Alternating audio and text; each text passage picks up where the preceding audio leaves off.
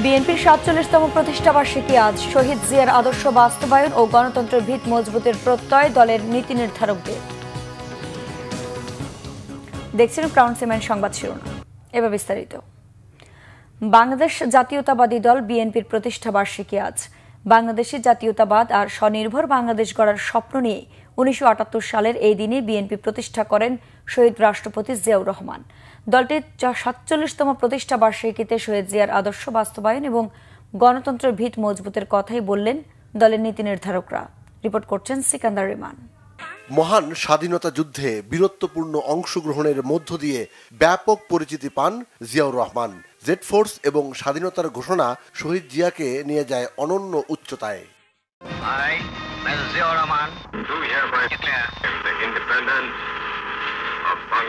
১৯৭৫ সালের ৭ নভেম্বর সিপাহী জনতার বিপ্লবের মধ্য দিয়ে ক্ষমতায় নিয়ে আসা হয় জেনারেল জিয়াউর রহমানকে।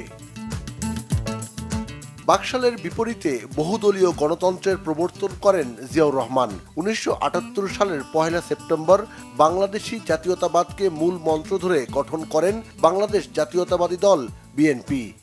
জনগণই হচ্ছে আমাদের সকল শক্তির উৎস।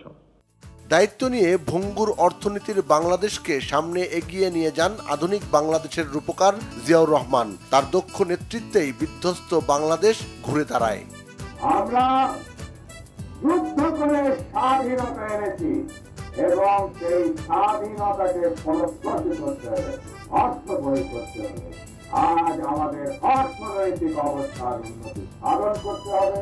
তা করার উপায় হল হাতে কোদাল, খাল কাটো, খাল খোলো, খাল খোলো।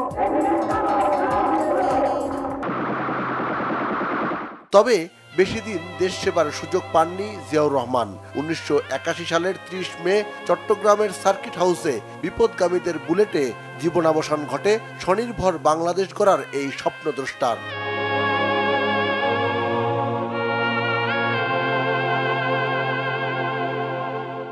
জনগণের সরকারি জনগণের দুঃখ কষ্ট ব্যথা বোঝে। মূলত জিয়াউর রহমানের আকস্মিক মৃত্যু গৃহবধূ বেগম খালেদা জিয়াকে রাজনীতির মাঠে নিয়ে আসে।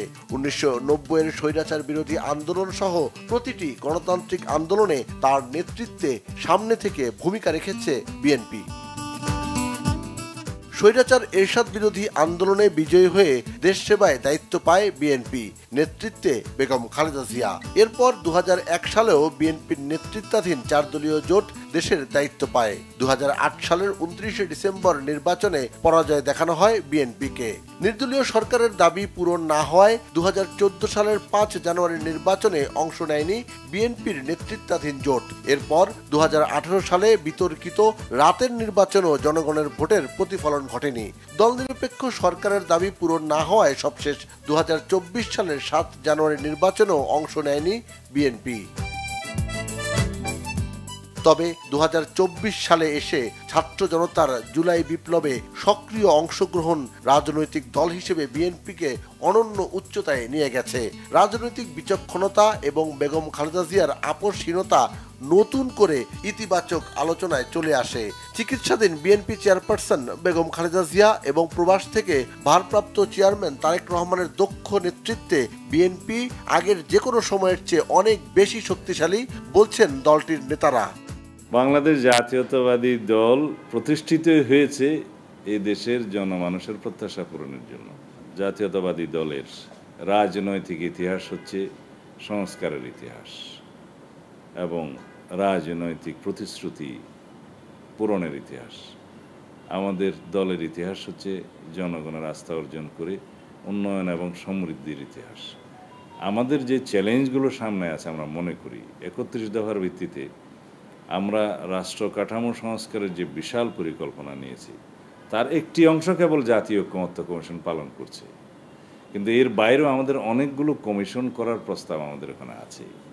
সেই কমিশনগুলোর মাধ্যমে আমরা রিকমেন্ডেশন যেগুলো পাবো জাতীয় ভিত্তিতে ব্যাপক একটা আলাপ আলোচনার মধ্য দিয়ে একটা ন্যাশনাল কনসেনসাস তৈরির মধ্য দিয়ে সেই রিকমেন্ডেশনসগুলো সুপারিশগুলো বাস্তবায়ন করার জন্য আমরা এখন থেকেই প্রস্তুতি নিচ্ছি। বিভিন্ন কর্মসূচি প্রণয়নের কাজে আমরা হাত দিয়েছি।